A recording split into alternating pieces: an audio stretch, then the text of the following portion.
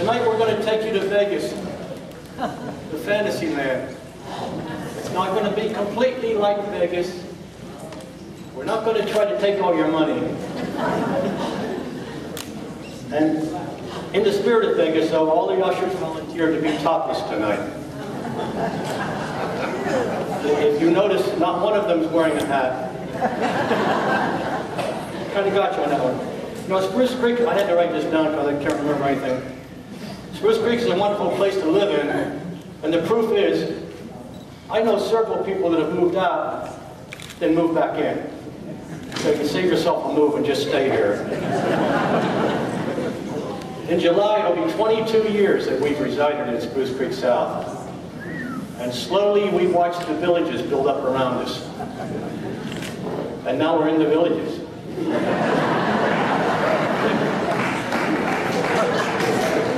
They've done a lot of good for us, though. They brought a lot of stores, entertainment, and doctors into the area. And every day I thank God for Lake Sumter Landing, because that attracts the politicians like honey attracts flies. And they don't come in here. Now I should make a public service announcement. If you read the High Neighbor, Fred Girth is the editor, and he has a column in there where he will answer if you need a contractor to do any work on your home or your property. You call him and he'll give you a guy that isn't a crook, a guy that's done working here and is licensed. It's a good system, and let me tell you about my experience with Fred Girth. I had a tree in my yard I wanted to remove. So I got a permit, and I called Fred. I said, Fred, I need a tree guy. So he gave me the name of a tree guy, and I called him. And he came and he took the tree out. And he left a stump. I said, what about the stump? He said, I'm just a tree man. I don't do stumps. So I called Fred Girth. I said, I need a stump guy. So he gave me the name. I called the stump guy, and he came, and he got the stump out of there, by golly. He left a big hole. I said, aren't you going to fill the hole? He said, no, I'm a stump man, I don't fill holes. So I called Fred Girth again, and I said, I need a hole guy. He said, you mean you need a landscaper? I said, yeah, that's it, I need a landscaper. So the landscaper got there at 9 o'clock in the morning, and I was leaving for Daytona that day. And I told him, just make it look nice, will you? I got back that evening, he planted a tree.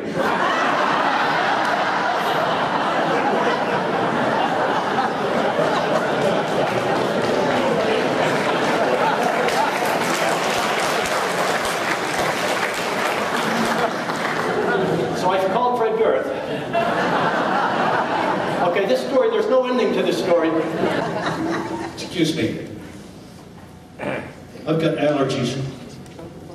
But I love my cats. I went to the doctor, he gave me pills. I said, Doc, when you give me those pills, I can't pee. He said, how old are you? I said, 72. He said, you peed enough.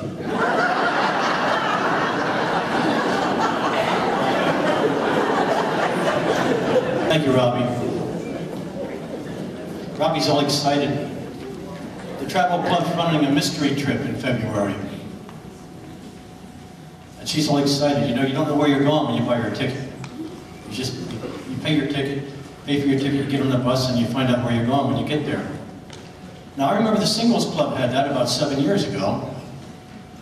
And they added something to it. They said, we'll make it a contest and put a bucket in front of the bus, and everybody would guess where they were going. Everybody put $5 in a bucket, and the winner would get the money. The bus driver won $200.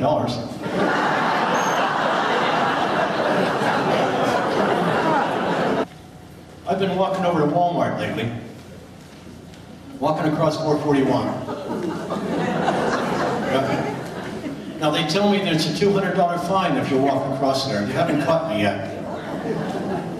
And I found out it's not that bad if you're quick. What you have to do is you have to maneuver and get to the island first. And it really works out good, folks, because while you're standing on the island, people give you money.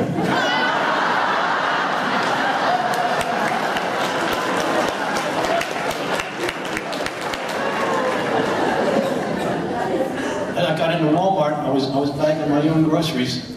And the lady patted me on the head and said, "I think it's nice they hire people like you."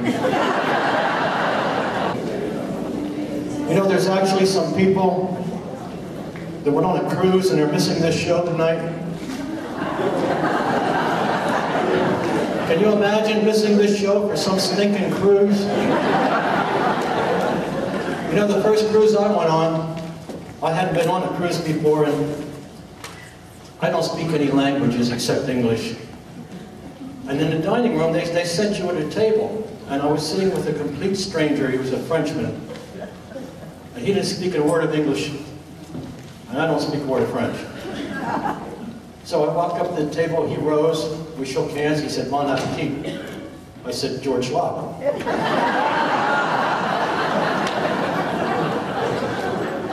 Well, at lunchtime, he did the same thing. He stood up and said, "Bon appetit." I said, "George Locke."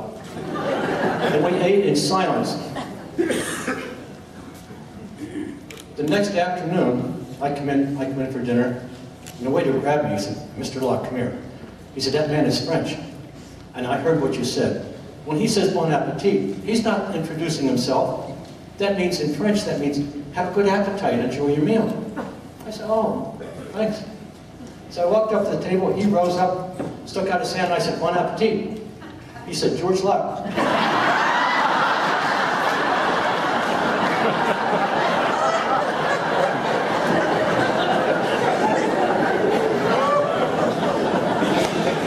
So strange things happen on a cruise. First of all, you walk into the cabin, remember the old phone booths we used to have? And the bathroom is in another little tiny room inside of that. And boy, I'll tell you, the toilet, you sit down on the toilet. If you push that button while you're on that toilet, you're going somewhere. You have to time it perfectly. You have to start to raise up and push the button at the same time. And it sounds like a jet plane in back. Well, I was aboard for a day or so. I was jumping off the toilet one day, and my watch fell off. Just as I pushed the button with this hand, my watch fell into the toilet. I loved that watch. But it turned out it has a happy ending. 3 days later, it turned up in a swimming pool.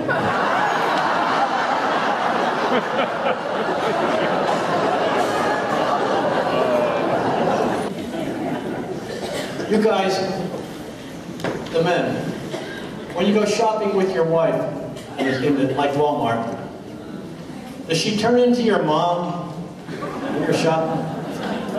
My wife does. You know, she says things like, "Put them back, you have cookies at home." No, you can't have that cereal. It has sugar in it. Sugar's bad, kill you. I'll tell you, I get so embarrassed sometimes I get down out of the basket and walk out.